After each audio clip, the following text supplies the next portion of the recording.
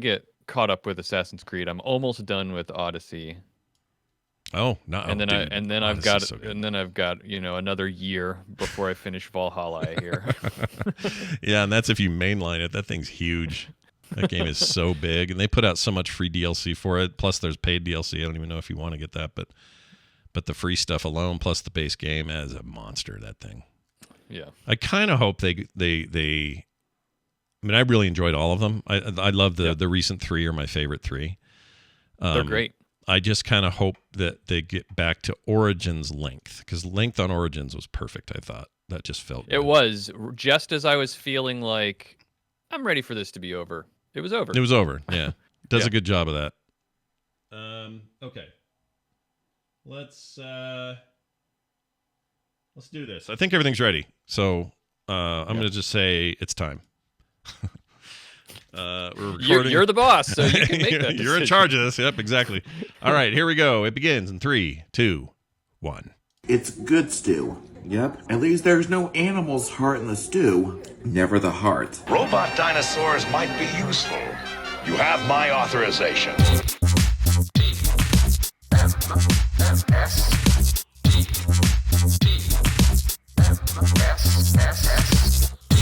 The Morning Stream. Your Schwartz is as big as mine.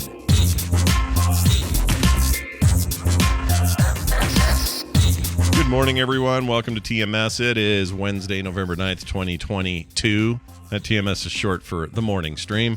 I'm Scott Johnson, joined today by Bobby Frankenberger, sitting in for the venerable Brian Ibbett, who's on his way to Anaheim, California again. Gosh. Again! I don't know what he thinks he's doing. Well, I know what he's doing. He's seeing a concert, and then he's going to try to buy some Kyber crystals because he's a huge nerd. What a nerd. He's a huge nerd. But, Bobby, thanks for being here again, man. I appreciate it. Yeah, of course. I love being here. And I was just saying in the pre-show that that I was feeling weird because I was listening to Elliott Smith, which is kind of like depressing, saddy kind of music. But there's nothing like that intro music for the morning stream to get you hyped. Oh, yeah. Washed all the Elliott Smith away that was residual on you, on your body. Yeah. Tell me more about this person. I mean, is it emo music? Like, I don't even know who this is. Tell me more about Elliott Smith. Someone in the chat room, I've never listened to Morrissey, but someone in the chat room said that it's very similar to Morrissey. Oh, interesting. Okay, I'm looking at him here. Okay, he looks like the tragic death. Oh, he died. Yeah. Well, he committed suicide, and okay, that's a really exciting note to end that story on. But it's really good music. I like sort of like calm. I'm a real fan of like real calm music and contemplative music. It's very contemplative, and sometimes I'm in kind of like the mood to. You ever been in the mood to just feel sad? Yeah. I don't know if that sounds weird to you, but no, absolutely. I think it was a Wendy topic once where we talked about how that's actually a good thing, and you're supposed to like sometimes just let that settle in, and it's okay. Yeah. You have your coping mechanisms. Yours happens to be let's spin up some Elliott Smith. You know? Yeah, the problem is this morning I wasn't in the mood to feel sad. It was just on like a playlist of like contemplative working music that I had recently put together when I was, I guess, in that kind of a mood. And so I was hit with it. But I like that it's got a unique sound. He does that thing that musicians do where he records two vocal tracks, identical vocal tracks right on top of each other. Oh, you know what I mean? Yeah. You know what I mean? Oh, well, so it gives it kind of a weird, like, ethereal quality to it sometimes. And there's a note here on this Wikipedia page that says his distinctive vocal style, characterized by his whispery, spiderweb thin delivery, and often using multi-tracking to create vocal layers, textures, and harmonies. Yeah. There he is. So I like it. It sounds great. If you're in that kind of a mood, I recommend it. He was only 34. That's too young to go. Yeah. He would be now, hold on, that was 03. So in 2013, he would have been 43. Hold on, this guy's my age. Oh my gosh, he's almost exactly my age. 1 month difference. Weird. Do you like to know, like, how old people are because you want to, because that's how I am. I like to know how old people are, and I get in trouble asking how old people are all the time. I do it all the time. Yeah. Because I like to sort of like, I don't know, it's a weird thing with me. It's like you and dead people. It's me and Yeah. I like to anchor myself in relation to their timeline, and I get really excited when someone is like within a year of my age. Sure. No, I know that feeling. Yeah, I don't know why, especially if it's somebody someone famous.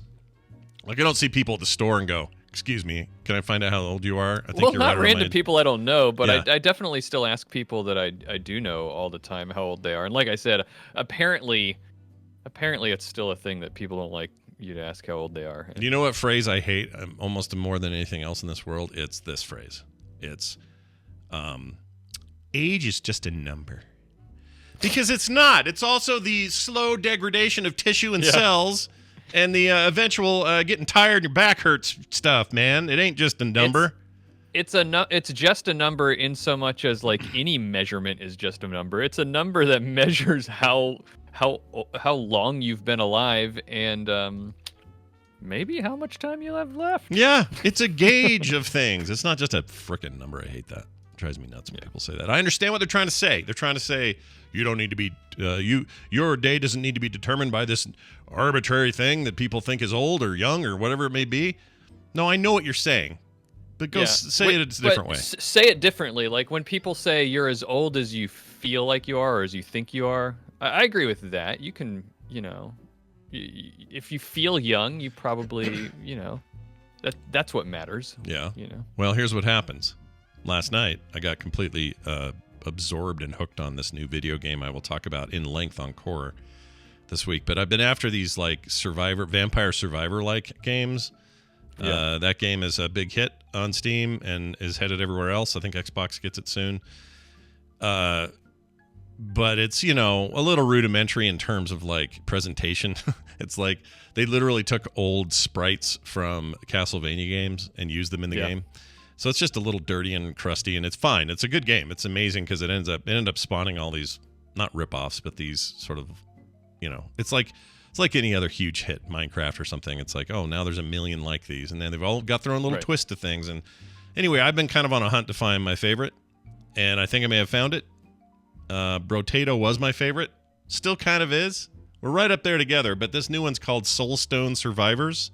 They even put a Survivors in there. But it's the first one I've played that's fully 3D, like modern engine physics, particle effects, like all that stuff. And it's a dopamine factory.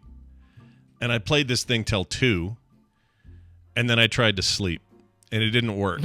So age isn't just a number, all right? Sometimes it's your brain is effed by what you did for 4 hours. Yeah, because you used to be able to stay up until 2 and then get up at 6 or 7 and be fine. Yeah, it was like nothing. Oh, I had 3 hours of sleep. That's fine. That's fuel enough for my day. No, man. Yeah. I remember having a contest one time with my friends. We were like, we're just gonna see if how long we can stay up, and we could made it like 40 something hours, and we were in college, and just the thought of staying up like 24 hours now, like, oh my gosh, dude, that's why I'll never commit to like a marathon for a charity or something. I can't do it.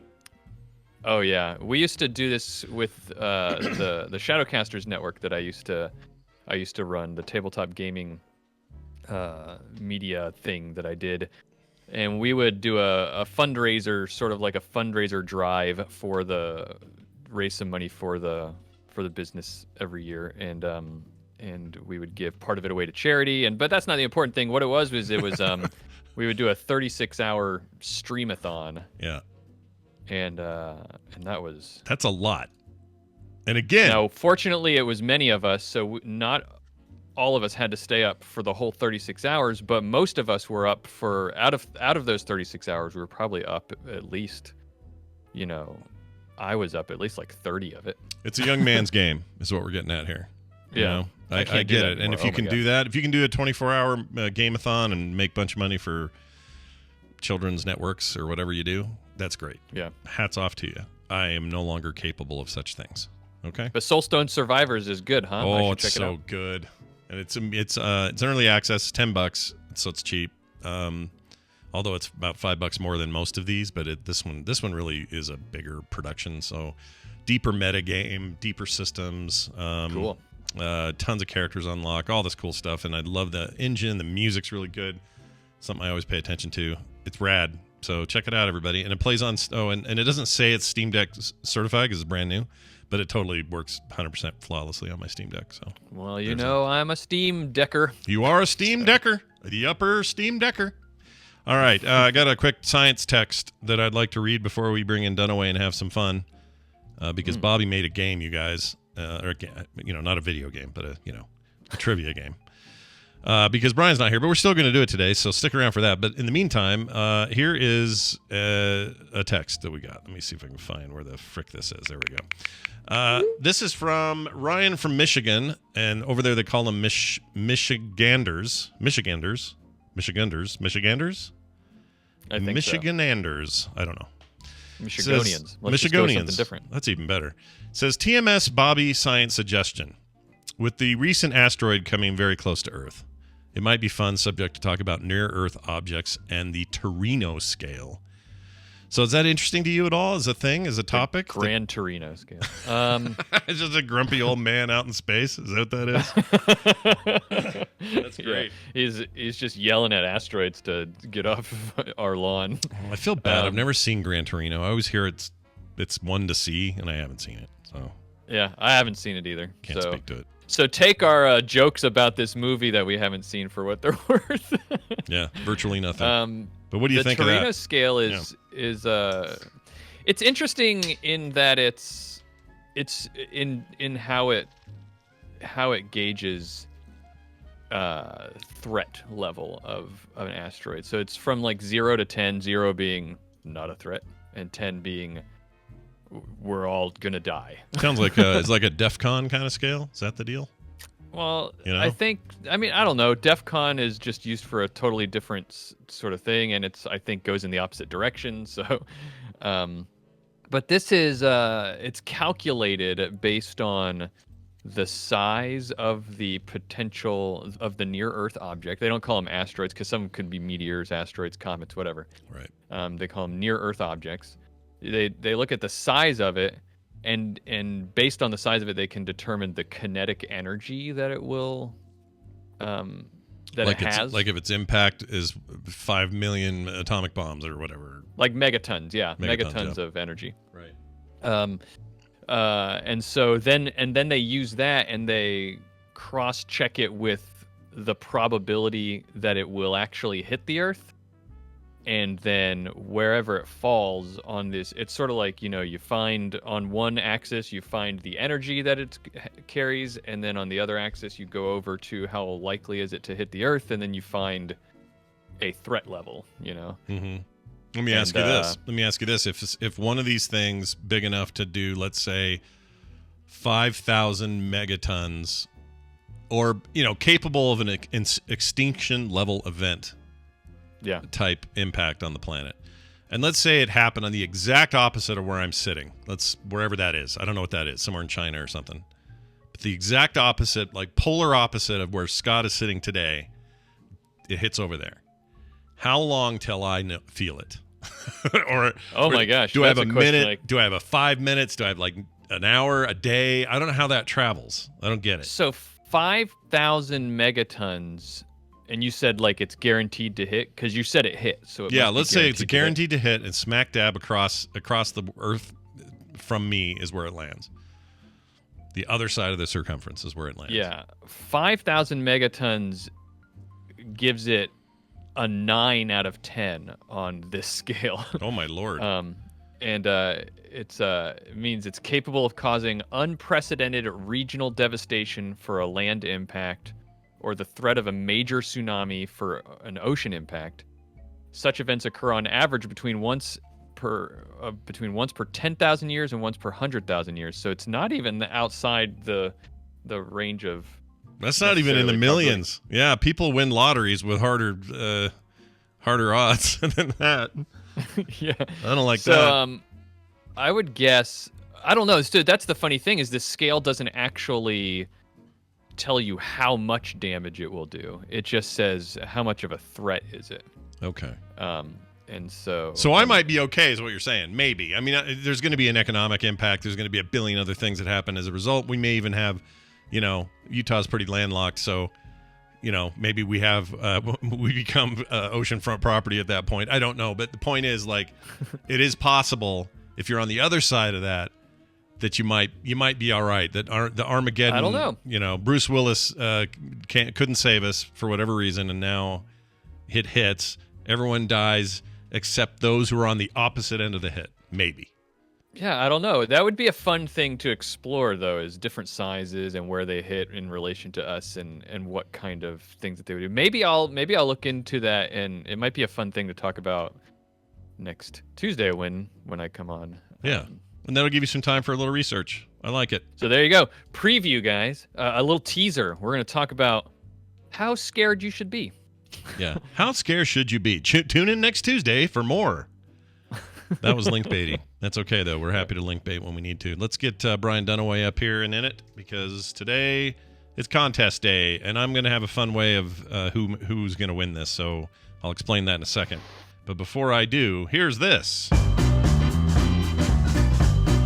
Ladies and gentlemen, also in South Carolina today, that's weird having you both from there. Anyway, it's Brian Dunaway. Hi, Brian Dunaway. What's going on? Why is that weird? Oh, hi, Scott and Bobby. Yeah, how's it going? Hey, how far are you apart from Good. each other? You guys are like, what? If you had to drive to each other's house, what are we talking here? Like an hour? 2 hours, Without maybe, actually right? knowing about 2 hours, yeah. I'm trying to think. Probably I'm in about 2 Columbia, hours. so Columbia to Yeah, Stag. well, maybe not the way I drive. So probably about an hour and a half. Okay. yeah. Okay, Look at there you. go. If we're being honest, It depends on how close you are to Right. How close are you to Right, how- 26? Yeah. See, Bobby knows. Bobby knows. Hold on a second. That's how 26 is. How 26 is what? You're like main. It's like our I-15 kind of thing. It's Like like the interstate. The interstate. basically. Okay. It is the interstate, and it's the best place to go sit for 2 hours if somebody has an accident, because it doesn't move Yeah. ever. Yeah. Slow and poopy. Although if I'm yeah. to brag about living where I live in the state, we have 3 interstates here in Columbia. What? Oh, What? that's true. That's true. You probably I have have the two- one that if I got on I-15 and drove east, I would eventually hit whatever that is. One of your interstates is what would happen. We'd split off at some point. You'd have to change. We don't have 15 come through here. No, but I'd split off into whatever does come through there, right? Like there'd be guess. some fork somewhere. If you I wanted know- to make it here, yeah. If you want to actually get here, yes. I just don't want any back roads and like weird, harmonica playing. Hey, what you looking for, boy? I don't want any of that. Look, First of all, that doesn't exist in South Carolina. That's right. That's all make believe, Scott. And you're thinking of Georgia. Whatever. Yeah. Hey, I got a thing to say Right. about your sitting Senator Lindsey Graham. Please don't. No, here it is. I have Okay. I have to share it. I think this is not political at all, but what I'm going to say. certainly. I always like to think what certain people of notable people in public smell like. I think Lindsey Graham smells like room temperature tapioca pudding. Right. That's not a political statement. That is a personal attack, and I agree with you. I mean, no matter what side you're on the fence of Republican or Democrat, you can't look at Lindsey Graham and go, "That's a good choice." Yeah. It's got to be on the issues, right? It can't be because of anything else. No, but also Yeah. he smells like pudding is my point. All right, hey, look at this. You're here. We're going to play a game. Now, how it's going to work, everybody, Bobby will explain how the game works and all that. But what I'm going to do is Brian and I are both going to choose somebody at random in the chat room that we want to play for. All right? So this is a little bit weird. We haven't done it this way before, but we're going to do this. So I'm going to choose, for example, Ida Bloke is going to be my surrogate, or I'll be his surrogate here in the game. Brian Dunaway, you just got to pick somebody in there. Doesn't matter who. Pick your favorite. Pick your favorite. You can be your favorite. It can be random. I don't care. Whatever. I don't want to do a favorite. I'm going to do random. I'm closing my eyes. I'm going to have my finger on the screen. I'm going to open it. Whoever's there is the person. Is Annika Karagapatapatau. How do you say? I'm going to pick somebody else. I can't say that. Yeah. Larry Kenobi. Larry Next person Kenobi. coming up. All right, Larry Kenobi. Everyone remembers Larry Kenobi. Let's do that. So Anna Karapakatapatau is regretting their screen name choice now. Yeah, nicely done. So I got Ida couldn't do Bloke it. you got Larry Kenobi, one of the lost Kenobi brothers, and we're going to have them be the potential winners of Book of Demons on Steam. This is one of my favorite weird indie titles on Steam. I think we talked about it back on the Boop Show in the day. It's an amazing, weird kind of like, I don't even know what to compare it to. It's like Diablo, but with a whole different way of playing. It's very, very odd. One of my favorites. And also, I doubt anyone has it because it was really under the radar. But it's a great little sleeper hit. Book of Demons, free on Steam.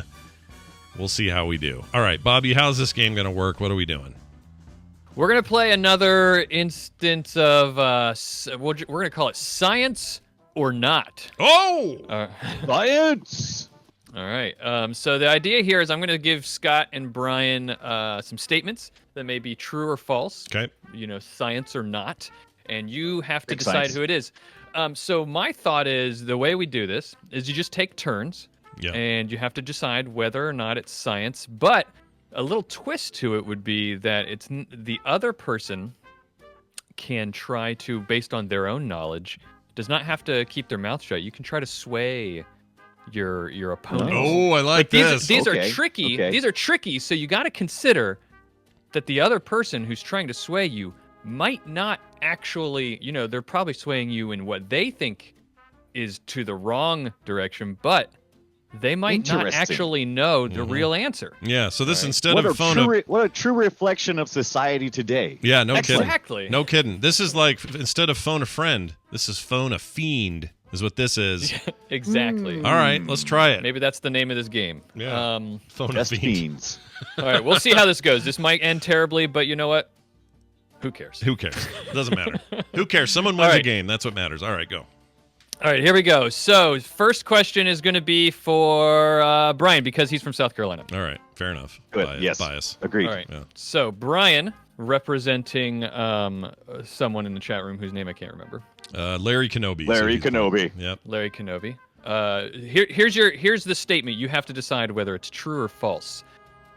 Of all the major types of ecosystems on Earth, like forests, grasslands, deserts, tundra, freshwater, and marine, forests produce the majority of Earth's oxygen, with the rainforest alone being responsible for 20% of the total oxygen on Earth. So is that science fact or science fiction, Is that Brian? true or false?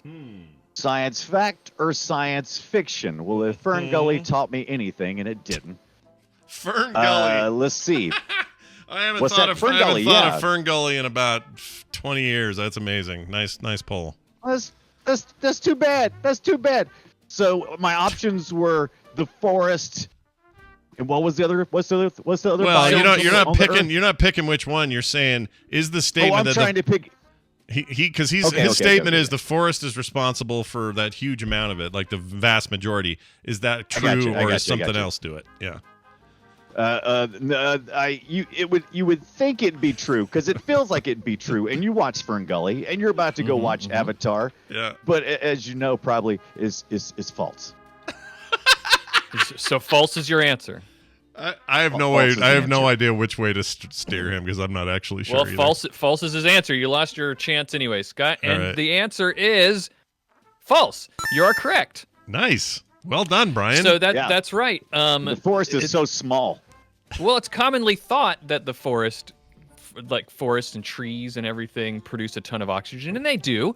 But marine ecosystems, the oceans and seas Yes. and everything, produce the majority of oxygen in the world. In fact, it's estimated 50 to 70%. So where's that coming Yeah. from? Is that coming from sea, plant life in the sea, or what's Yeah, the deal? there's a lot of plant life in the sea: plankton, seaweed, all sorts of stuff. Okay. See, we got that South Carolina education. We went to the same That's right. schools. You're screwed, Scott. Oh You're man, screwed. I am screwed. Utah just taught me And that. the oceans are also really big. Yeah, they are big, right? They're vast. Like you said, Huge. Brian, the forests aren't that big. Yeah, No, yeah. The no, not in oceans. comparison. The oceans are vast, is what they like to say. That's how you say it. They're vast. Yeah, they're vast. All right, Scott, you ready for one? Yeah, yeah. Here we go. Stomach acid is so strong that it can dissolve bones and even metal. Oh, this is a boy. Bones and metal. Metal bone. Not bones Yes, of and metal. also maybe even your metal bones. Is there a specific metal that we're talking about here? I guess I can't. It's probably supposed to be general for a reason. That's here. a little too granular. Yeah. Because that makes me think possibly it could affect something like aluminum, but I don't know. Oh, sorry, British people, aluminium. Or Have you ever tried to eat the bone in with the chicken and just keep the bone in all the way down? Yeah. Ever done that? I have done that. Yeah. Don't let your dog do it. You know what? That actually helps me with this answer. I'm going to say false. It's not strong enough false. because dogs and stuff aren't supposed to eat chicken bones, and if they could, they would just, if it wasn't a problem, their stomachs would just eat it up, but they don't because it's a problem. So I say no, false. All right, your answer is false. Well, the real answer is true. Ah, damn it! Of course I'm sorry, it can, Scott. It's all right. Of course You it gotta keep can. that stuff on the inside. Stomach acid. So the reason that dogs aren't supposed to eat chicken bones is because they could choke on it. Yeah. Podge in their throat. Yeah. Exactly. Hydrochloric acid is the name of the acid that's in your stomach, and it has a pH of between 1 and 2, which is almost as low as it can get, almost as acidic as something can get. Wow. And you might be wondering, how then does it not eat through your stomach if it can eat through metal and bone? Right. And it's because your body produces a mucus and a bicarbonate inside of it that helps to protect the inside of your stomach. Yeah, it's wild, isn't it, that we have that? It's Scott, totally nuts to your me. body is a wonderland. It is a wonderland. really is. Come explore it.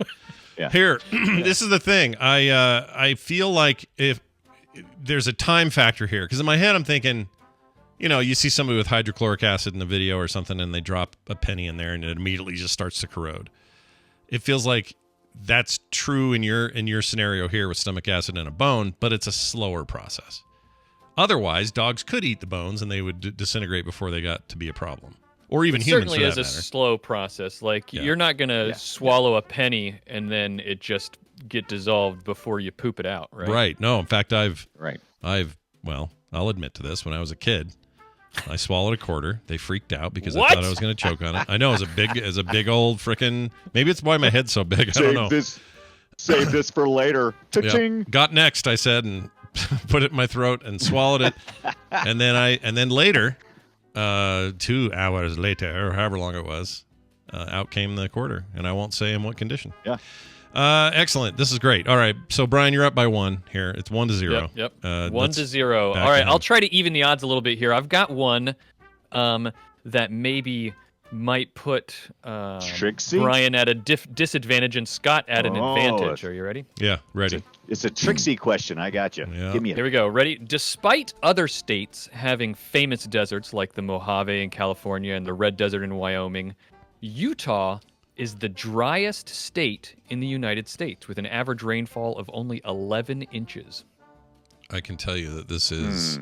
This is for Brian, but Scott But can I try can to encourage him. sway you. You can sway me. I'm going to tell you right now, there's no way, given how hot, like other parts, like parts of Arizona and stuff, there's no way. Right. Now, I lived in Arizona for a short time. Yeah, you did. Back in the early 2000s. Yeah. And we have no deserts that I'm aware of in South Carolina. You'll probably say, sure there is, Brian. There's a tiny one over in whatever. But I'm going to say Scott is full of crap and it's true. Boom. Is it true? All right. You saying it's true It's super that it's dry the in Utah. driest state? I've seen Scott. He's very dry. I only can imagine that is because of I'm very flaky. the desert. Yeah, I'm very flaky and ashy dry. flaky. skin. Yeah. Yeah. I mean, just because it's hot somewhere doesn't mean it's dry, right? That's true. Right. Admittedly, Brian's been to Utah a couple of times. It's not. It's very not humid here. We just don't get humid. Yeah. Humid. Yeah. So. Well, the answer is. Yeah. The answer is that statement is false. Oh, Scott! I knew it was false, but You I thought you bastard. might think I was trying to deter you. So I used your weird rule to exactly how it was meant. You There you triple go. I crossed love him. the strategic thinking. Yeah, I knew that this wasn't true. Is it Arizona though? Because I actually don't know. Nope. So Utah is actually the second driest state in the country with Yeah. an average rainfall of 11 inches, but Nevada drier by just a few percentage points of, or just a few decimal places. 10.3 inches of average rainfall in Nevada. Yeah. Now, if you're saying alcohol use, I can promise you Nevada is very wet. Oh. And we are very Clever. dry here. So, yes. I should have clarified. Awesome. No, that's cool. So I actually didn't know we were number 2. That surprised me a little bit. There's an average of You'll always be 300. number 2, Scott. Yeah. There's an average of 300 sunny days per year in Utah. Really? That sounds about right. I mean, today we're very wet, rainy, and cold, but it's supposed to be sunny tomorrow, and somehow 32 degrees all day. But it's still very cold. It's still very dry. The U.S. average is 38 inches of rainfall a year. South Carolina gets 50 inches of rainfall a year. Yeah, it's like swampy down here, man. Every time you walk outside, it's like, God, why so much humidity? Some of that is just people being confused at how much water is in the air. They think it's raining. Yeah. Oh, yeah. Right. Dude, when I was in Mississippi, I felt like that every day. You'd take a shower, you'd walk outside and go, why did I even bother? What was the point? Yeah. I guess I'm I've clean, looked at the but I'm still before, wet. Yeah. I've looked at weather before and saw 100% humidity, and I'm like, oh, then it's raining. No, it's just that humid outside. Yeah. Right. It feels like it's raining. Yeah. Yep. You poor people. All right. Let's moving on. Let's flip the tables a little bit, or switch them around, or whatever the saying is, and do one about that Scott might be at a disadvantage. Wait, does that mean I Ready? got a point or I didn't get a point? You got a point. No. You did not get a. You No just points. didn't get a point. I just didn't get a point, and meaning Brian still won. I'm still 0. You helped prevent Brian from. There we go. Okay. Right. Now's you my grabbed me chance by to the tie. ankles and held me down. Yeah. Right. Brian is still in the lead with 1 point, and you have 0. All right, here we go. Ready? Yeah. Venus flytraps, arguably the poster child of the carnivorous plant world, is native only to the Carolinas. Cincinnati. Oh. Yeah. Cincinnati. A few of you will get that joke. Venus flytrap is local to Cincinnati. Come on. Somebody got that joke. Right? I did not. Has nobody seen I got WKRP in Cincinnati? Nobody? WKRP in Cincinnati. Oh, Lord. Oh my God! The turkeys are coming down. Yeah. Before my Yes, time. Before my time. Yeah. No, wait. So Venus flytrap, the flowers or the plant. It's a carnivorous Right. plant. It's the one that it's got the teeth and And I have. Yep. I have Native one right to here. native to the Carolinas, native to South native, Carolina. not just to the Carolinas, but only to the Carolinas. Oh my gosh. And I have one right here, Scott. You want to see it? Just no. They freak me out. I don't like them. Is that true? Is that true or Freak false? you out. Oh, they totally freak me out. Name another plant that's that weird, man. It's like, oh, here I'm just a plant. Come on over. And a little bug gets inside. It's just mostly bugs. Come on. I don't mean that. I don't mean it's gross. I mean it's just that plant's just it's got a thought. It's like a little. Yeah. I mean it doesn't, but it's got. You know what I mean? It's a creature It's that's got reactionary. You movement watch and it too can. many Little Shop of Horrors. That's freaky to me. Okay. Feed me, Scott. Those two, there's no way. You know what? I'm going to say no way. It's got to be some other South America. Somebody somewhere else has got these things. So I'm saying no. It's not native there. All right, you're saying false. Well, the answer is true. Damn it! Sorry, Scott. Really? Yep. They are only native to a part of the world that goes between North Carolina and South Carolina. It's a small part right outside of Myrtle Beach, and it's got there's a nutrient poor, acidic soil there that supports Venus flytraps. So it's very rare. It's the only place in the world where they grow. In fact, it's illegal to pick them in the wild. Really? Yeah. Well, It's a Class H felony in North Carolina. In fact, you can get up to 25 months in prison if you do it. oh my gosh. Are they? Wow, Are I they? didn't know it was that serious. Are they? Wow. Are they? Well, that's because in South Carolina we only give you like 5 to 30 days. Oh yeah. Are Right, they yeah. endangered or That's something? what I would expect. Are they endangered? Is that the deal? They're not endangered. Yeah, they're people just start picking rare. 'em. Yeah. So they're just trying to protect the fact that they only live naturally, natively here. But you can get like a permit to collect them from private lands, but not public parks or anything like that. That's wild to me. All right. I feel like this was all worth it because I learned something, even though I didn't get a point. Well, that's the point, right? Yeah, that is the point. Education. All right, Brian, your turn. What do you got for him? All right. He's We got to winning, do by the way. one more each to even things out, right? Okay. So you got to do. We started with Brian, so we got to end with Scott. So one more each. You ready? This Yeah. is your last chance Let's do it. to get a point, Scott. Okay. All right. So Brian. Do it. Here we go. Ready? There are true or false. Let's go, buddy. Oh, and are if, by the more way, trees if I on- make it, if I get it right, then we have to do a tiebreaker after that because we'll be one. I have a tiebreaker ready Okay. if it happens. Okay, go for it. All right. So, true or false, Brian? There are more trees on Earth than there are stars in the Milky Way galaxy. The Milky Way That's galaxy. a hard one. Is it? I don't even want to direct him because I think I'll accidentally get him right. I'm not doing it. You're on your own here, dude. Trying to think. Phrase that question one more time. So there are more trees where on Earth? There are more trees on Earth. There are more trees Right. on Earth, Mars, Venus, and Saturn together. Now you're just trying to make it confusing. There are more Then there trees are on Earth stars. than there are stars in the Milky Way galaxy. Correct. That's Milky Way galaxy. the statement. Right. I think if you said like the whole thing, definitely not, but just the Milky Way galaxy. Oh God. I don't know. I don't know that. It's really hard to think in large numbers like this, isn't it? It really kind of is. Yeah. I love this stuff though. I'm gonna say that.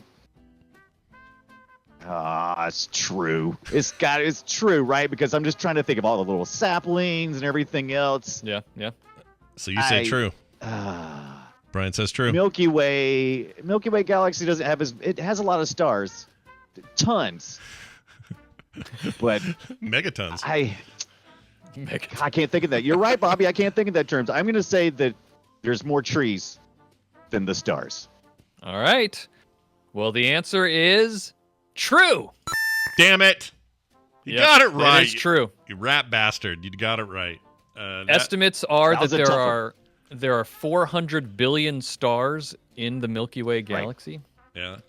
But there are by best estimates scientists have, there are 3 trillion trees on Earth. Oh my gosh. Wow. That's a lot of trees, dude. Because you're thinking of all the big trees, right? When you, Well, when you think big trees, trees, your head, little you're like, trees, big all trees. You know what? Trees are freaking everywhere. You're not wrong. Like they're everywhere. So They still can't produce as much oxygen as the oceans, though. yeah, that's true. So despite all of that, that's crazy. All right. I love that. Well- I love that the amount of trees on Earth doesn't increase if you include other planets within our system. I think that's great. that was hilarious. Yeah. Sorry for them. Sorry, Mars. Well, that means that Brian won, and that means That's his winner, Larry Kenobi, wins this copy of Book of Demons. Larry Kenobi, I'm going to send you a private message in the thing. Let's see, where are you? You're right there. How do I do that? There it is, a whisper. I'm going to send you a whisper with your code directly through Twitch, so you can go enjoy your code right now. It's sent. You can send me a little thanks or something to let me know you got it. You don't have to say thanks. You can say whatever you want. You don't have to thank. Better be polite. Yeah, you don't have to be polite. But you won. Congratulations, Brian Dunaway. Well done, dude. Look at you with your funky business. You did it. Nice I was job. a little, which is good because I needed a win. I keep losing the half-asses, so maybe at least I could win this. Yeah, we'll make more of these. I definitely did not skew it in favor of my South Carolina brother. No, of course not. Oh, of course not. Of course not. I'll catch you later, Bobby, for lunch. Yeah, 2 hours later. Here, by the way, is what you get, Brian. Congratulations. You're a winner. Scott Fletcher had to have his say, and you are truly a winner today. Check out last night's Play Retro episode. We did it all about the 8-bit, the 16-bit era of wrestling games and had a blast doing it. And this weekend, we're also doing a film sack, which Brian is also a part of. We are doing, I forgot. Oh, Westworld, the movie Westworld. Ooh. Westworld with Yul Brynner. Yul Brynner, the You'll 70s love it. thing, the Michael Crichton screenplay, all of that. That's coming up this week. Brian Dunaway, kiss our butts. See ya. No, you. Oh, he got it in, damn it. Well, what are you going to do? All right. we have enough time, Bobby, for one news story. Thank goodness. I know. And it goes like this.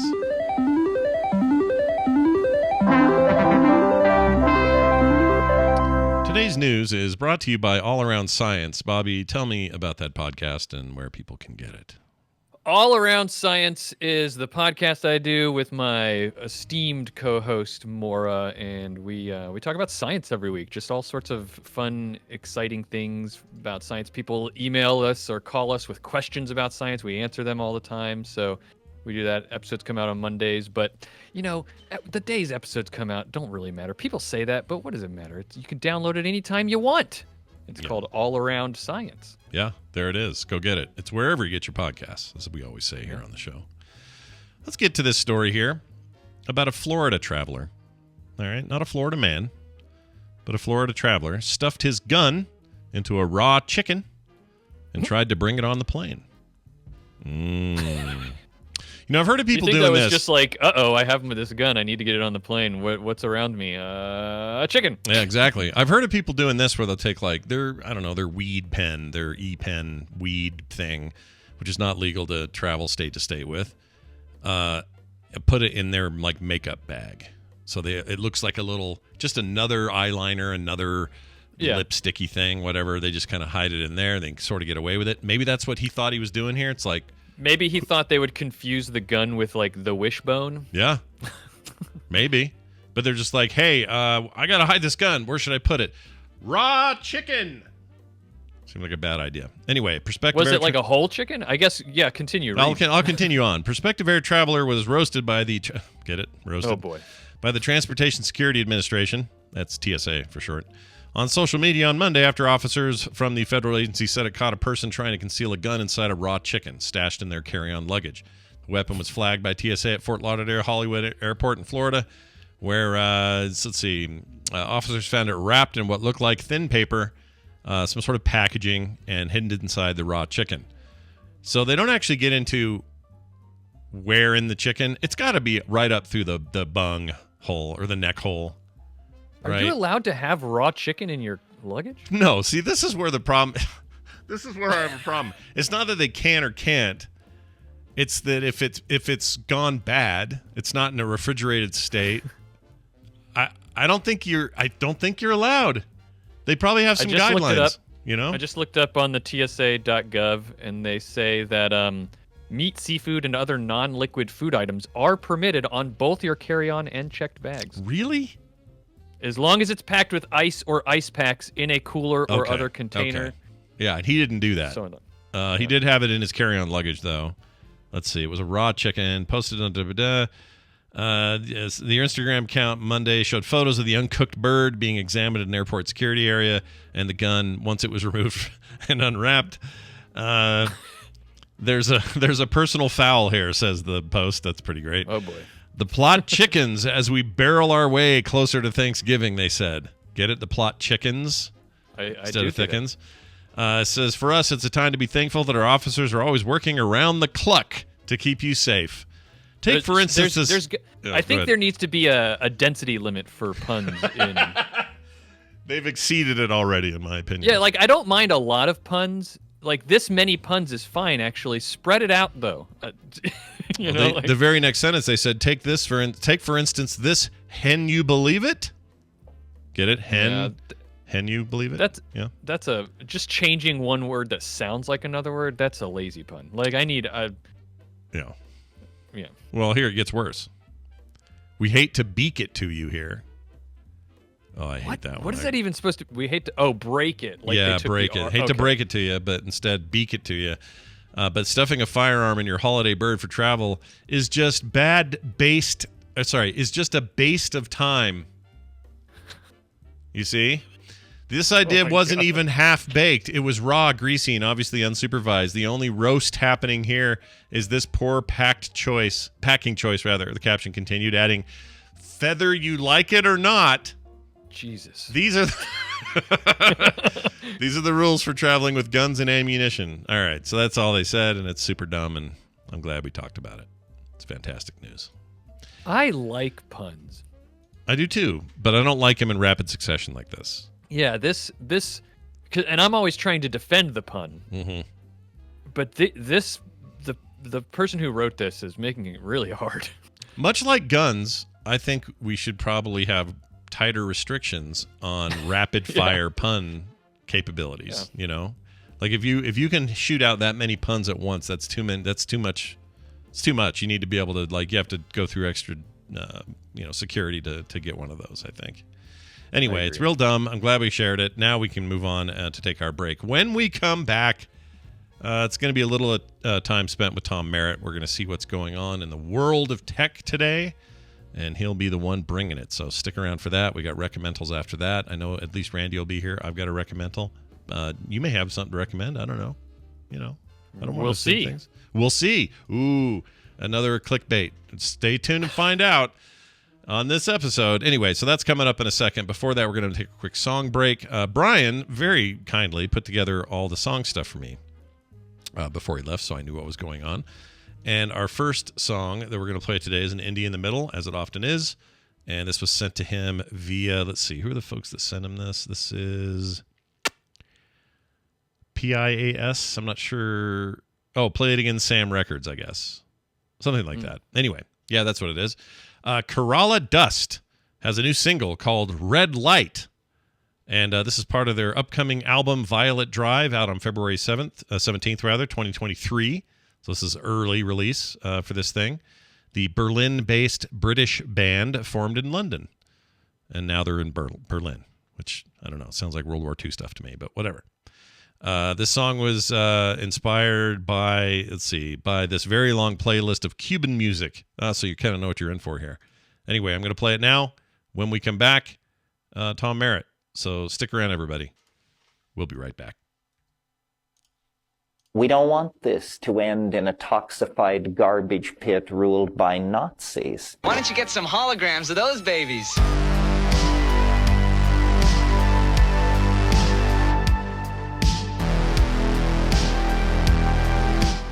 The morning stream. If I tilt my head to the side, I sound better.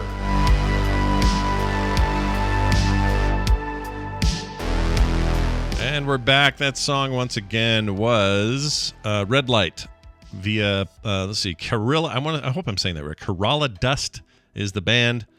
And thanks again to Play It Again Sam Records and Coverville, a.k.a. Brian Ibbett, for giving me that thing so I could do it. All right. It's time for us to call Tom.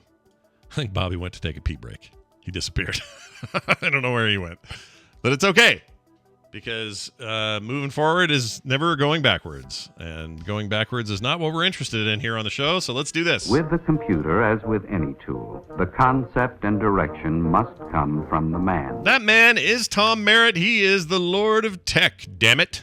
And he's here to talk to us about it. Hi, Tom. How are you? Yes, it's a hereditary office, Lord of Tech. Yeah. And, well, I'm glad because if it were, I mean, you may have had a real long night last night if it had to be electorate type stuff, you know. We don't want to have to vote for Lord of Tech. So I'm happy to see that, continue with you. And then you'll pass it down when your time is up to whoever you see fit. Right? I realized that my hair is all messy. Like a proper lord with messy hair. Messy hair lord. Yeah. No, that's my lordly hair. Yeah. Yeah. You don't have to worry about how your hair looks. Yeah. You're Tom Merritt, damn it. Anyway. You've got titles. You have titles and lands, probably. Right? And you hold court. Things like that. So many hats. Yeah, there you go. A hat will take care of everything. That's my motto. Anyway, Tom Merritt here to talk about tech. It's the Daily Tech News Show's own Tom Merritt, and there's probably stuff floating around today about what we're going to talk about today on that show. What's going on? I have a little bad news for Apple fans. Uh-oh. Some researchers at MISC, Tommy MISC and Talan Hajbakri, have found pretty well documented evidence that Apple is sending tracking info about your usage of Apple apps to itself. So let's set the boundaries here. This is not third party. This is not them sharing data with advertisers. This is sending tracking data to themselves about your usage of Apple apps, not of third party apps, of the App Store, music, Apple TV, books, and stocks, even if you have iPhone analytics turned off. And that's the key. And an operating system, collecting analytics is de rigueur. Windows has been doing it for decades, right? You get those pop-ups like, is it okay to send this data for troubleshooting purposes? And people say yes or no when they install Windows. Apple has an analytics setting that says when you turn it off, it will disable the sharing of device analytics altogether. But these researchers found that even with that and personalized advertising and all the collection settings they could find off, that there is data about what you're tapping on, what you're searching, how long you look at a page being sent to an address at apple.com that has analytics in the name. One idea could be like, well, maybe this is syncing behavior for iCloud, but it is separate from the things that are sent to iCloud to do the syncing. They did their due diligence. It's a good report. They first used a jailbroken iPhone running 14.6 so they could decrypt the traffic and see what was in it. That way they could say like, oh, okay, yeah, it's logging your taps and your search results and device IDs and all of that. Then they studied an iOS 16 stock to see what it was doing.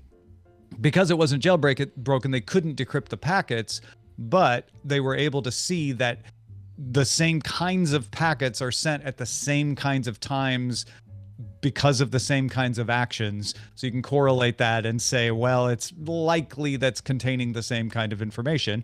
Gizmodo has a report on this. They sort of asked these folks to do a little extra work, and Apple has not yet responded on this.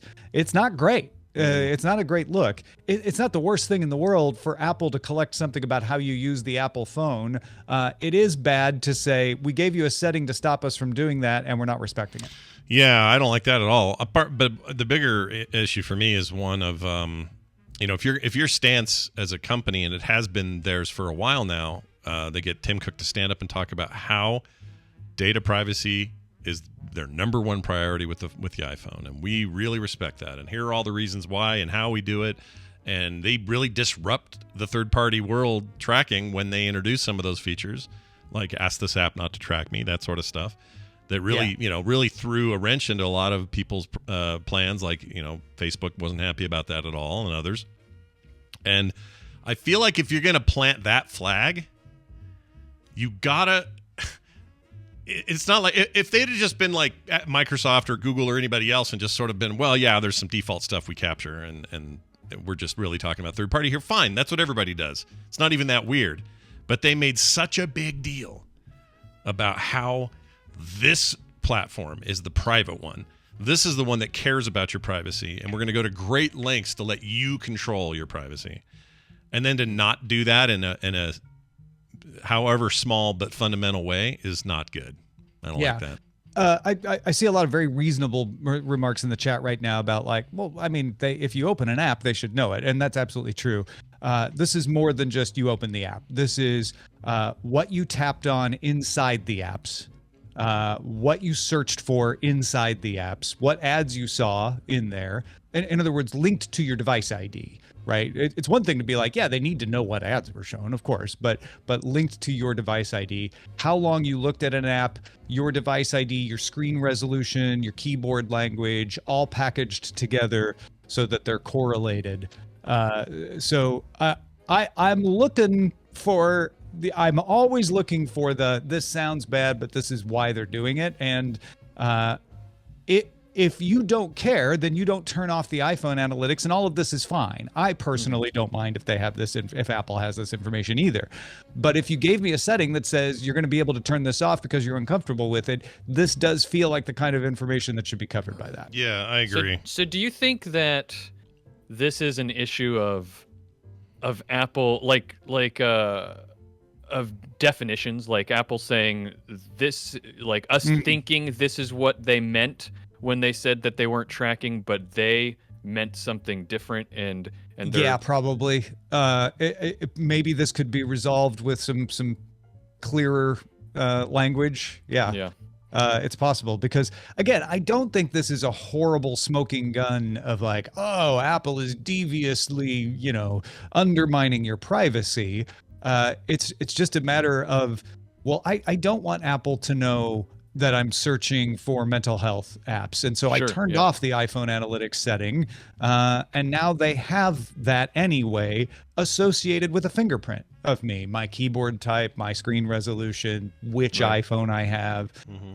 Yes, that is still technically anonymous, but it's the kind of fingerprinting data that makes people uncomfortable, especially if they're trying to be careful about, where their data goes. Yeah, and again, they present this stuff as they are the one bastion of privacy, and I just think that put them in a corner where they really had to honor it. Like if they're not gonna honor it, then what's the point? It's not all the Apple apps. It's App Store, Music, Apple TV, Books, and Stocks. And they tested Health and Wallet and found that those two apps send nothing. Even if you have iPhone analytics on, they send nothing. So Health and Wallet are totally walled off. They're not collecting anything from that. That's good because those two are kind of key for privacy. I was just looking. So apparently, share iPhone analytics is a default on, and you can go turn it off. And it says, and there's also an option to like click and see what data is being sent. I assume if I turn that off, I will stop getting those. And they're just like analytics 2022 1102 something.ips. If I go turn it off, they stay there. But I won't.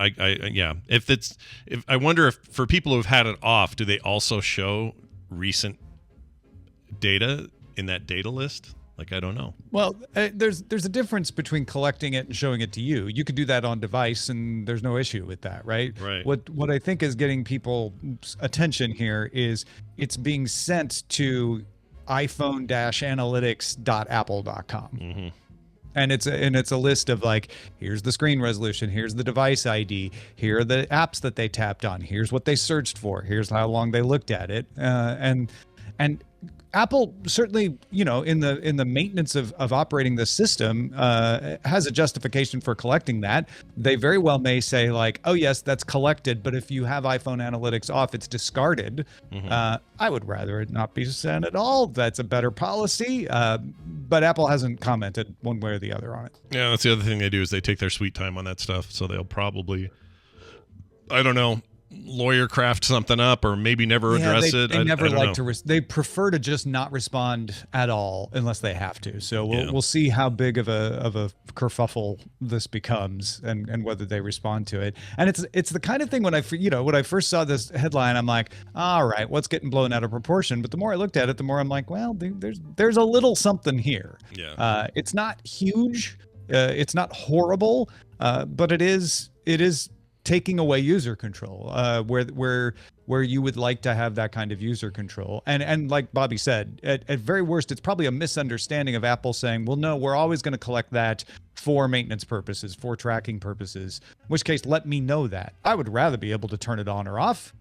Like I said, I don't really mind if they have it personally, but right. You should have control over it. Yeah. But you got to be clear about how you tell people that, right? Because what this will definitely do, I think, is that it will, it's going to erode people's trust. Yeah, which is my whole thing. My whole complaint here. I don't care about that data either. And like I said, other services already take that data from people, whether they know it or not. It's just that you made this stance. It's a little bit like saying, I run a mom and pop grocery store, and here we have surveillance cameras. But those surveillance cameras blur your face. We promise. You'll never come in here and have your face not blurred. And then finding out later they weren't blurring your face. Like, well, if you're going to have a statement only blurring your face in one aisle. Yeah, exactly. Like yes, that's even a better example. That's a really good one. And that aisle had yogurt in it, so we're all in trouble now. And then they come back and like, well, of course we're not going to blur your face in the aisle with all the cigarettes because people steal those. But we blurred your face in the medical aisle. This is good. Right. You've improved my metaphor actually exponentially. Thanks. Nicely done. So yeah, it's one of those deals, and that's not great for them because I appreciate their efforts for the most part in most areas to really push for giving me control over my own data, my own privacy. I like that. I don't like when they aren't super clear about what they're taking like this. Again, I'm sending it because I have that on. I don't care. Doesn't matter to me. Just like you were saying, doesn't really matter to you. What matters to me is messaging and do what you say you're going to do. That's all. Yeah, that's all. And I'll be honest, I'm not ruling out the possibility that Apple comes up with a reasonable explanation that I hadn't thought of. So that's still a possibility. if they don't, which I kind of expect that they won't come up with something that will make me go like, oh, I was entirely wrong about this. And if they don't, I also don't think it ends up hurting them much. No. Most people are not going to notice this story. And even if there's a few people out there going like, well, Apple says they're private, but there was that story about the iPhone analytics. Most people are going to be like, I already stopped listening when you said analytics. Right. So the fact of the matter is, and I'm not saying this is a justification, but the fact of the matter is, I'm not sure how much harm this is going to end up doing, because it is such a technical, nitpicky story, but it's worth knowing about, especially for folks like us. Well, if you like stories like this, then tune in to the Daily Tech News Show today at 2 p.m. Mountain Time, because this and other stuff will be on display. In fact, I guess Will Smith is on today, and we're talking some pretty cool tech on there. I'm excited about it. Yeah, we're going to talk about the new GPUs from AMD, the RDNA 3 architecture. Will's been digging into it, so he was gracious enough to join, and he stipulated he had to be on with Scott Johnson, and we were happy to oblige, so we're having him on. It'll be fun. I really like hanging out with Will. For anyone at home confused, this is not the actor Will Smith. This is the Nor is it the catcher. No, it's not the catcher either. This one is the best of all possible Will Smith. This one never punched or slapped, I should say, Chris Rock. It never happened with this Will and Smith. He never hit a 3-run homer for the Dodgers. No. This is all true. How do we know? Because you're going to have to tune in and find out. That's today at 2 p.m. Mountain. Check it out. Tom, anything else going on in your world? If you haven't checked out A Word with Tom Merritt, I know a lot of you have, and I appreciate that. This is a great week to check it out. I had Josh Grisdale on. He's an IT pro in Japan. He runs a couple of accessibility websites on his own, but he also immigrated from Canada to Japan. He is now a Japanese citizen, even though he was born in Toronto. And so we talk about immigration and being an immigrant and why he decided to fully move, like not just be a permanent resident. And it's a great take on immigration that I don't think you're going to get anywhere else. So if you're into that, go check it out at awordpodcast.com. Absolutely. That sounds great. Tom Merritt, everybody. Ace Detect on Twitter. You know, Twitter. There's no one talking about Twitter right now. It's fine. It's just Twitter. Everything's fine. Go to Twitter. Tom Merritt, have a great day. I'll see you a little bit later for the Daily Tech News Show. Thanks, y'all. Bye now. Bye, Tom. All right there. Who says that Tom is, or the DTNS is favors Apple? I don't. I never said that. He's a fair. It's fair. Damn it. All right. I mean, I don't even feel like Android people can have an argument today about this, because they're already sending all that data. They don't this is already a thing that everyone else does. It's just that Apple says a thing and then they kind of don't exactly deliver in this one way. That seems to be the issue. That's the issue at play here, is that they're doing what people, the opposite of what people expected that right. Because and the reason they expect is because they said this. I mean, they really harp on it all the time. Security is number one here at Apple. That's what they were saying was setting them apart, right? Right. Yeah, that's the thing. Well, if that's true, I want Tim Cook. I would like it if Tim Cook addressed it. Listen, all of our products are real good. And the reason we did this is it helps fuel my life. I will die if I don't have your personal data. It's only a couple of my products. All right. Where are we now? I know we're at the time of day where we do the Recomentals, and we're going to do those. I don't know if Nicole's around. She's showing us offline, but we're going to give it a shot anyway. We'll definitely add Randy to the call, and we'll see what we end up here with as we begin today's Recomental journey. Yes, ladies and gentlemen, it's time for that old adage on Wednesdays we call Recomentals. Not really an adage, it's more of a segment. And so far, we got Randy Jordan joining us. Hi, Randy. Good morning stream. How are you? I'm doing great. Thanks for asking. Oh, good. It is a freaking beautiful morning here in Southern California. I want you to know, it is perfection. Let me get the lowdown on the temperature there. What do we got going? Is it cold?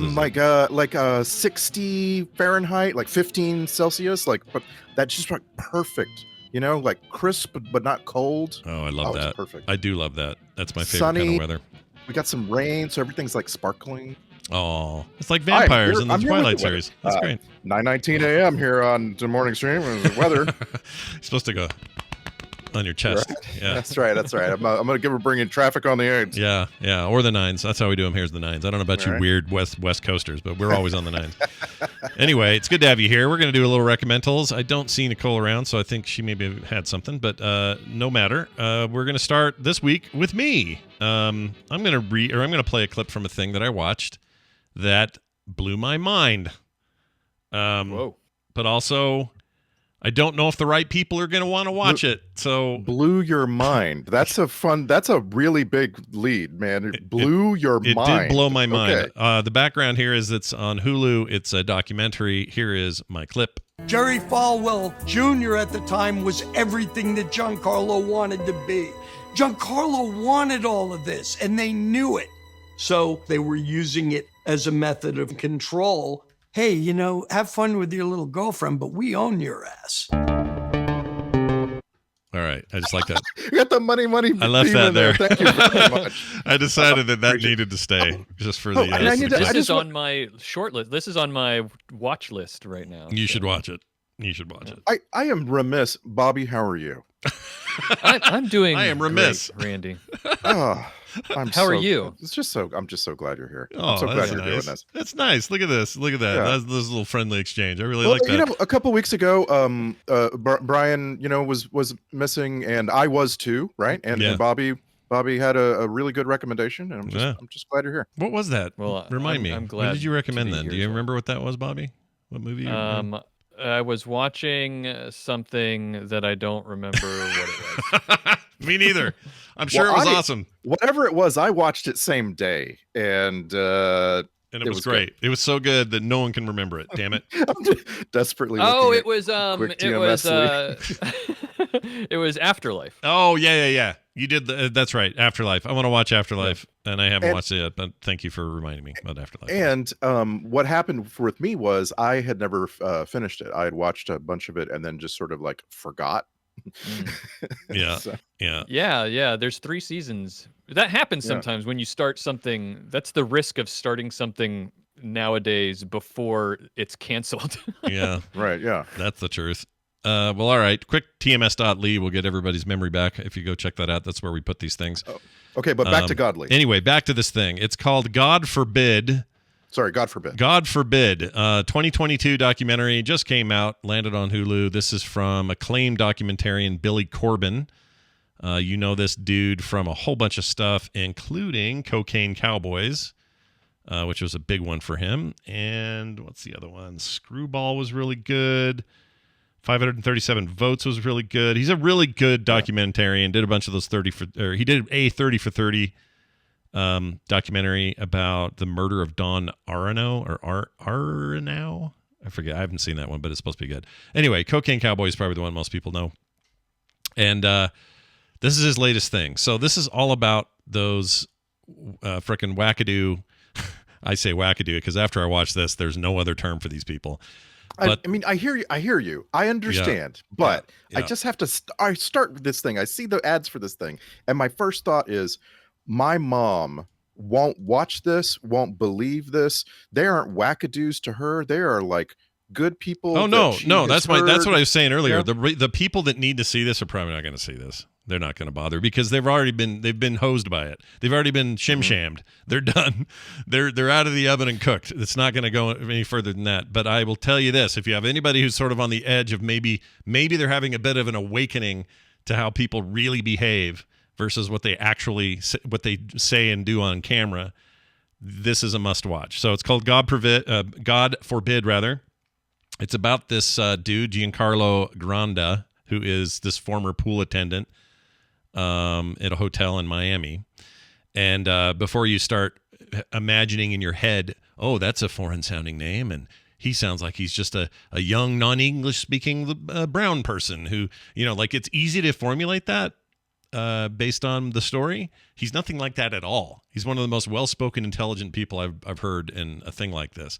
And this is also his massive confession. That's what this documentary is.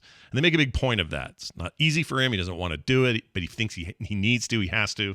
He basically just dishes the entire story of what happened behind the scenes with Jerry Falwell Jr.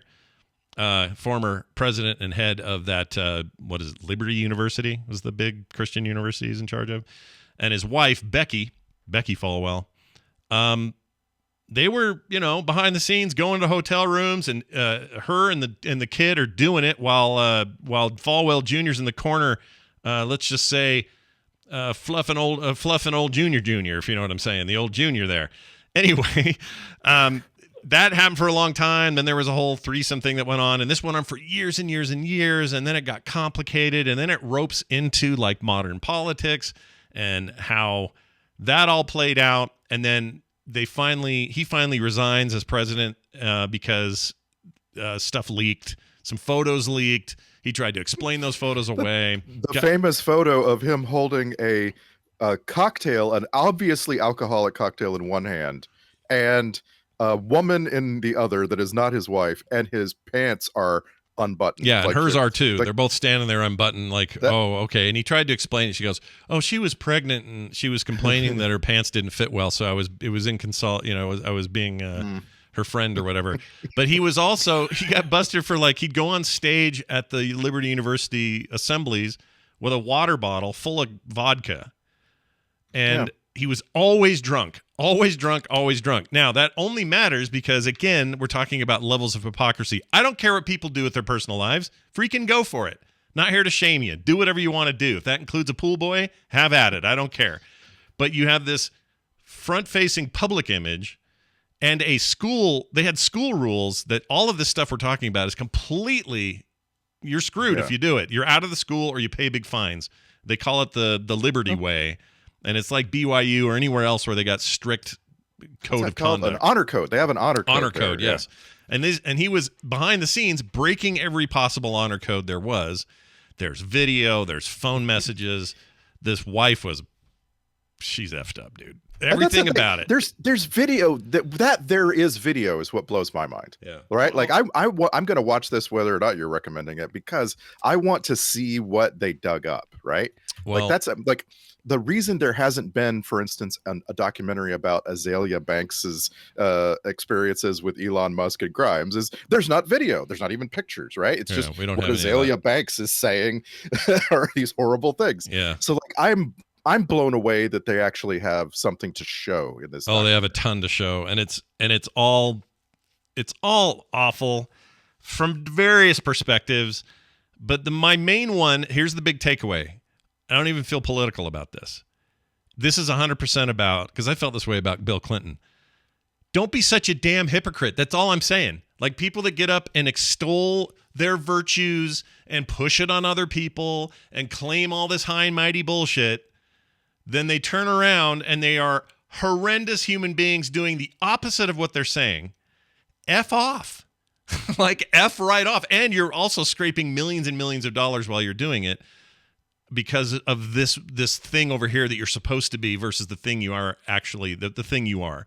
I mean, this isn't like shocking to say, but every time I'm ruined this way. Now, anytime anyone gets up and stands up and says, drugs and homosexuality are the problem. The minute they say that phrase, I know what they're doing on the weekends. I know it. They're doing the things they're up there yelling about the most. So this was like, more proof of that, but also just it's a really interesting web, and it gets into the whole all the way up to the January 6th stuff and the influence Falwell had on the 2016 election and all of the fallout with that. It's really well made, and Billy Corben makes good documentaries. I think it's worth your time, so check it out. It's called God Forbid. It's got a subtitle, The Sex Scandal That Brought Down a Dynasty. Which is a little dramatic, but the documentary itself isn't true. I don't feel like they've been brought down. Well, they've been pushed out of the spotlight, but I don't. But if brought down includes stripped of their ill-gotten gain, no, they have not been brought down. And the school still exists. It's being run by other people. There's a whole bunch of dark stories about that place. Just people getting screwed in their jobs. Somebody once mentioned, she goes, I don't think his behavior. He shouldn't behave like this if he's going to be our president. That dude was fired so fast. Like, just a-hole stuff across the board. Really well made. Entertaining in some ways, but mostly straightforward documentary stuff. And it's great. So and do you watch it. feel like it was long enough? That's my other question. Like, did it get everything established? I mean, it was almost 2 hours. Yeah, I'd say it didn't need to be a series. I think they had enough here to just make it the 2 hours. So, like, do you remember the LuLaRoe?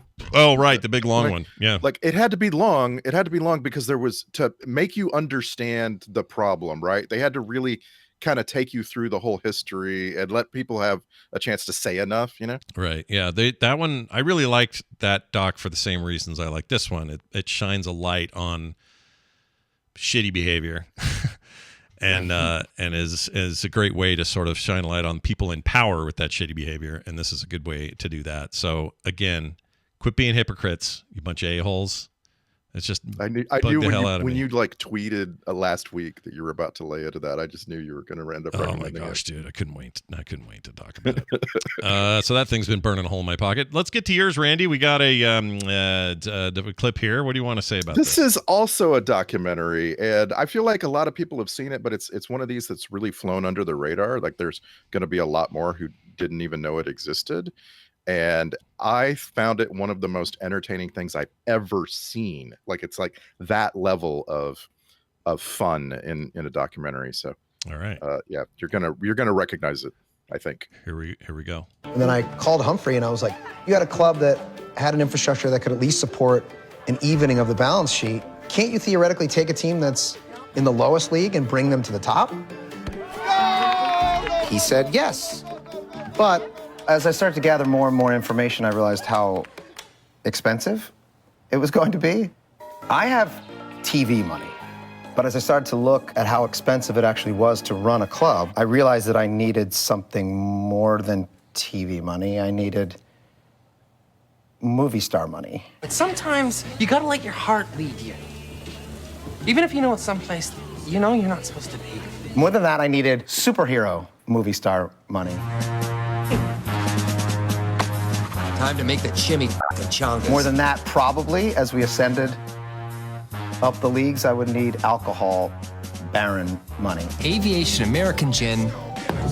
And mobile phone services money. And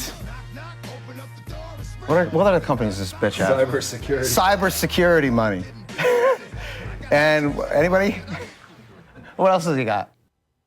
I have no idea what this is. I know there's Ryan Reynolds connection here, but I have no idea. So that was Rob McElhenney speaking. You know him from It's Always Sunny in Philadelphia and Mythic Quest. And a couple years ago, he and his online friend Ryan Reynolds, they had never met face to face before doing this. They got together and decided to buy a soccer team in Great Britain. They found the perfect team for them to buy, several leagues down the ladder, like below the pyramid of soccer teams. It's a team in Wales in a town called Wrexham. Wrexham is a 60,000 person, I guess it's a small city. It's basically the oldest soccer club in the world, like with the oldest still used stadium in the world, et cetera, et cetera. And the two of them who were friends online, Rob McElhenney and Ryan Reynolds, started figuring out how to purchase this club. The ownership of it was in disarray. And this is a documentary that follows every step of that, from the inception of it all the way through their purchase of the club, what happens immediately after that, right? And then their first visit to England and Wales and so on and so on. And it is funny as hell. It is, because Ryan Reynolds is always funny. Like, the guy is never not funny. He knows how to do the funny, for sure. He's a funny guy. Yeah. And you can tell that Ryan Reynolds sort of saw this as more than the two of them buying a football club, that he saw it as an opportunity to document the process, to have fun with these other things. Because Ryan Reynolds is, like he said, an alcohol baron, all of Ryan Reynolds' other businesses that he already had are sort of on his shoulders as he goes into this. So like, one of the very first things that happens when he gets to Wrexham, Wales, is that football club, and basically the whole city is suddenly sponsored by Aviation Gin and TikTok and so forth.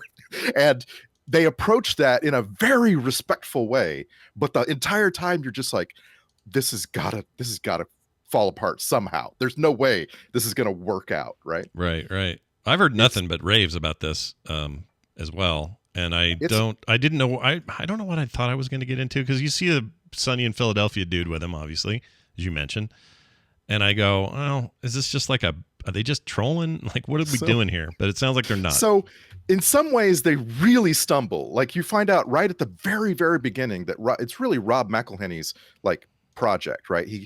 Ryan Reynolds is all in, but Ryan Reynolds is the money and Rob McElhenney is the the brains here. Yeah. He's the TV money. He's that guy. Yeah. But they live in LA. They have, jobs that they're very busy with. And so one of the first things he does is he ropes in a writer on Mythic Quest to who is English, right? To be his go-between. And he like moves this guy to Wrexham. And this, I'm forgetting the guy's name, but this guy, now lives there and is their sort of like mouthpiece in this football club. And that is just like probably not the best thing to do. It's better than nothing, but it's like, you're just wondering, is this guy gonna work out? Like, he was a writer on Mythic Quest, like he wasn't, like he's not a soccer expert. He's a soccer fan. Like he's English, and so like he understands some things. But it just by the way, the documentary is also about everyone else like that. It's about the city and the people who run the pub right outside the stadium, and it's about like the major supporters, because in places like Wrexham, Wales, like their football club is the city. It is the community, and the community is what really, really matters. And so this documentary extends way out into like groups of people who really all they are is lifelong fans of this football club, right? And it's telling you their stories. It's like touching on a guy who's in a local band that wrote a song about Deadpool and Rob McElhenney, and then he's got cancer, and you're finding out all about him. Like, I'm telling you, this is seriously like one of my favorite things of the year. Like, I don't know what to compare it to except the best stuff that's come out this year. Well, it's reviewing extremely well. This is also on Hulu, as I think you mentioned that. You've got a picture up of Rob McElhenney in their little tiny shirt shop at the stadium, and he's holding up. So he made a custom hat for himself, and then he goes there. He finally goes to Wrexham and finds out they copied it, and pretty well. But they copied it based on what they saw on Zoom, and they made a bunch of them. So do you think this whole thing is like playing off of the popularity of, say, I don't know, like Ted Lasso is kind of a huge thing, and British. This all started before Ted Lasso was a thing. Oh, interesting. Like they started their buying of the club and getting their their foothold before Ted Lasso existed. Yeah. Of course you're going to think of Ted Lasso when you look at this from the outside, but never once while watching it did I think of Ted Lasso. It's just not. It's not the same thing. Sure. It's super interesting. I will see this. This looks great. Again, that is. I really hope you do. It does not require that you care at all about soccer. It really is. It is so much more about the people who care about. That's good. That's good for Bobby, because boy, howdy, does he hate soccer. Wow. It's all you hear about anymore is how much you hate that freaking game. Just kidding. Bobby, did you see anything this week that you wanted to share with us? Sure. I just did a quick gathering of things, and I'll send you the trailer on YouTube if you are so inclined to want to play it. Yeah. Why not? Let's do it. I'll play it right out of here. Here we go. I did a search of what is that thingy that you have that someone made to quick TMS? Oh, .li. Yeah. Yeah. Mm-hmm. So I don't think this has been recommended before. Well, fair enough. I don't think so either. I'm looking at the name. I don't think this has been around. So let's just play this bit of this here. Check it out. What do we got here? Stab wounds in her upper back. Tough time imagining with just the outline. Ken, get in the position and slowly be dying too. You got to keep track of the evidence. You have a notepad? For Terry Seattle, every day means a new murder case and a new celebrity partner.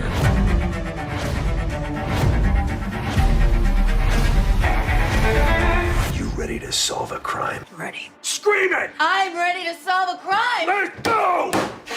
Forget how strong I am. So this is that Will Arnett deal, Murderville deal. Yes. Yeah. Yeah. So Boy, this his is voice. He's so great. So this is a show on Netflix called Murderville. It came out in February of this year, and if you like Will Arnett, this is just Will Arnett being Will Arnett and doing what he does really well, which is just being like taking a comedic role, and just like digging in and just going, like committing and going all the way. And what's great about this show is that it's like improv. Okay, so if you're also a fan of improv, but it's not like stage improv. What they've done is they've created a show, they've written what the show's going to be, and then they invite someone on, like some of the people on there have been Sharon Stone, Conan O'Brien is on the guests on the first episode, and what they do is they create this sort of this murder case that Will Arnett's character, who's this old detective, Terry Seattle, and he normally does things his own way, and he likes to fly solo. But the chief, who's played by what's her name, Hanita Wood, Hanifa. Sorry, I was failed at reading. Hanifa Wood, who you've seen before in things like I'm doing a Nurse Jackie is all I've got. I know I've seen her in things before. I just can't remember what they are off the top of my head. But yeah, Nurse Jackie's one of them. She's the chief, the police chief, and so you've got that trope of, he's a lone wolf kind of detective who does his job on his own normally, and the chief is bringing in these rookie detectives to work along with him in every episode, and it's a new celebrity guest. So they've built this whole case that every episode is, but the kicker is that the celebrity guest who is playing themselves, by the way. So it's Ken Jeong as himself. Yes. Okay. All right. That's great. Down with that. They don't have they're improvising the whole thing. They don't know they clearly know that they're on the show, but they don't know anything about, they don't have the script or anything. Right. It's all improv. It reminds me, they do this a little bit with Curb Your Enthusiasm. There's a similar approach to the content. It's like they have an outline and they know kind of where things are headed, and they'll kind of have bookends, but for the most part, in between and how you react with each other, they totally do on the fly. But the way this show is different than that, because you're right, is all the other people know that, right? Like each scene is clearly about a certain thing, and every actor in those scenes are improvising and they're trying to get to a certain thing. But the celebrity guest knows nothing, and it's almost set up like a game for them, like a game show in a way, because at the end of the episode, everything comes together like a murder mystery almost, and all the people are there, and the celebrity guest has to decide who did it, who the murderer was. And either they get it right or they get it wrong, and it's always hilarious. Okay, so they can get it wrong. That's good. Yes, That's they do sometimes get it wrong. Okay, the hallmark of improv is that they should get it right. So I'm glad to hear that it's possible they could get it wrong. Yeah, and that's why I say it feels like a game show in a lot of ways, and and you can see it like it's clear they're not pretending that it's not improv. You can clearly see the cogs turning, and sometimes the guest breaking a little bit, and it's hilarious. It's one of the funny. I like improv a lot, and it's very funny to watch. The Conan O'Brien being the first celebrity guest was clearly done to be the hook you need to get into the show, because Will Arnett and Conan O'Brien together it's golden. Will Arnett's already a good guest. I can't wait to watch Conan this. There's a O'Brien. Kumail Nanjiani episode, and I can just imagine how incredulous he is the entire time. I love that guy. That's awesome. I worried about it at first, because when I had heard that it was all improv, I thought, oh, really, for a detective show? And I don't know why I just kind of bounced from the idea, but I'm glad to hear it's worth watching. Oh, it's amazing. It's amazing. And the Camille Nunjani episode that you just mentioned is, I think, of the ratings I've seen, is rated the highest, so it's supposed to be pretty good. Nice. And it was good. I watched that. Yeah. Okay. Sweet. Well, very nice. So Brian Ibbett, I'm realizing Brian Ibbett mentioned this, and I wonder if he ever actually watched it, but I remember him mentioning it because it has an Annie Murphy episode, and everyone loves Annie Murphy. Nothing wrong with her. And the statement was, "We'll watch anything that stars Annie Murphy." Yeah, I love her. Well, there you have it. This is a fine list today. Let me reiterate them for those at home who maybe missed it. Scott today watched, what did I watch? God Forbid on Hulu. Welcome to Wrexham. Welcome to Wrexham. Wrexham, also on Hulu from Randy. Both documentaries. And then if you're looking for some good comedy with some improv, which is kind of documentary adjacent in that it's not planned, some of it. Anyway, I'm trying to make a connection that doesn't need to happen. That would be Murder. What is it? Murder, She Wrote. No, Murderville. Murderville. Don't watch Murder, She Wrote. I mean, it's fine, but, this is not the one we're talking about. It's Murderville. That's on Netflix. And all of this is available to you and yours. I think it'll be updated on the Quick Sack thing, or the, TMS.ly deal. But Brian does that. He's not here, so I don't know when they'll be put up, but it'll be soon. Randy, it's always good talking to you. We're doing Westworld this weekend. How does that make you feel? How do you feel? I'm tired already. Me too, a little bit. I just I'm not expecting to love it. I'm expecting to finally be satisfied that I saw it, because I never have. And so that'll be cool, but I'm not expecting to be blown away by this thing. I make fun of Yul Brynner a lot. I don't know exactly why, right? Like he's a perfectly fine actor for the time. Sure. Yeah. But it's just like nowadays I look back and I'm just like, how did this guy ever get cast in these roles? Yeah. Like he's not right. It's weird. For the King and I, when he's in The King and I, it feels perfect. When he's in The Magnificent Seven, and I love that movie, but I always felt weird about him being in it. It just felt like, why is the king in this? why is this guy who looks like he should be running, all of Siam? Why is he a cowboy suddenly? There's some movie, I'm forgetting the name of it, where Yul Brynner played Babe Ruth, and it's like, oh my no, Lord. No, don't do that. You're not allowed. That's amazing. I need to know more about this Babe Ruth Yul Brynner role. Anyway, we're gonna have such a good time. It'll be a great time. Tune in this weekend for a brand new Filmsack, filmsack.com, with me, Randy, Brian, and the other Brian. And Brian will be home by then, so all is well. Have a good one, Randy. We'll see you next time. Bye now. Okay. There goes Randy. Into the night. Day, I guess. Hey, what else have we got today? Not much else. I do want to read a quick text from a listener who sent this in to 801-471-0462. And he says, hey, TMS, funny show today. I've been laughing my butt off.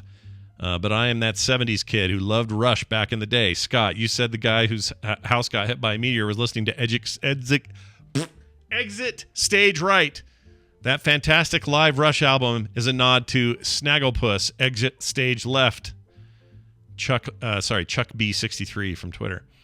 Yeah, man. Actually, I wasn't sure I even got it right. I can never remember if it's exit stage right or left, but the whole point was it was the opposite of the usual phrase of exit stage left. So exit stage right, I want to just make sure I'm right about this or I'm going to feel stupid. Yeah, that's the album. Rush. Here it is. Hold on. Exit stage right. Oh, is that that's a live album. What's their other album?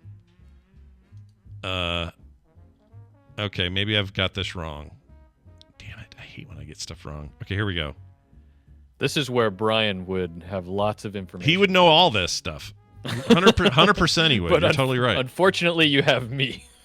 Oh, you know what I'm thinking of? Okay. I mix Moving Pictures up with Exit Stage Left all the time. I don't know why. Moving Pictures is the album with like Tom Sawyer and like some of their biggest hits. Whatever. I'm a Rush fan, but I'm clearly not that big a one. Do you think that knowledge of albums is going to be a thing of the past? Like, I don't. You know what I mean? Like nobody consumes them in albums anymore. I mean, they do. They consume them. Like if Taylor Swift drops a new album, you're still listening to the album, but you don't think of it in the same exact way. I mean, maybe you do. I don't know. Like I think of recent stuff as albums. So maybe I'm not a huge.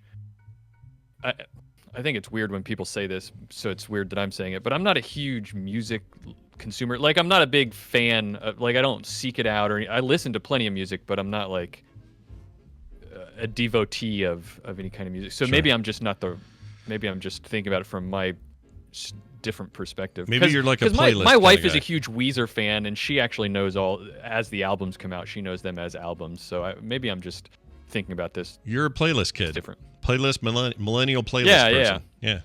I think that's what's going on. I think a lot of people do that. But I do think there's something, like I'm trying to think of their most recent.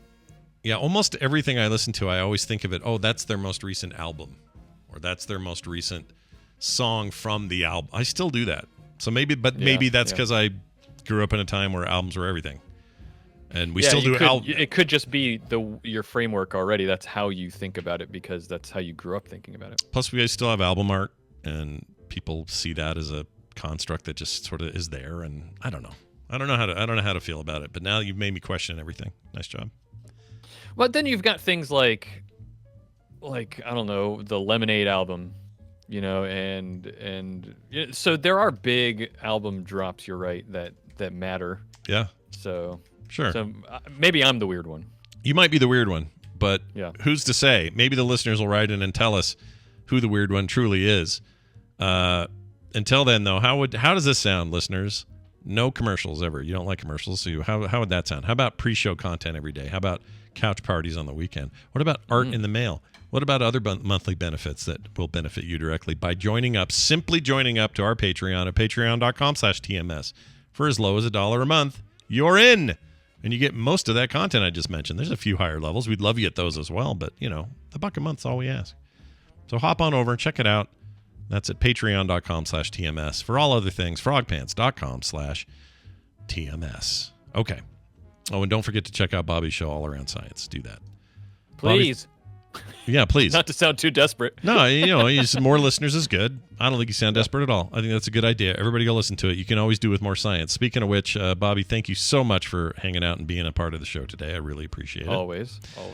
For those at home wondering what's going on tomorrow, Brian will still be out of town, but we will have One TV's Travis joining us. Travis will be here for, I think this will be his third time, something like that.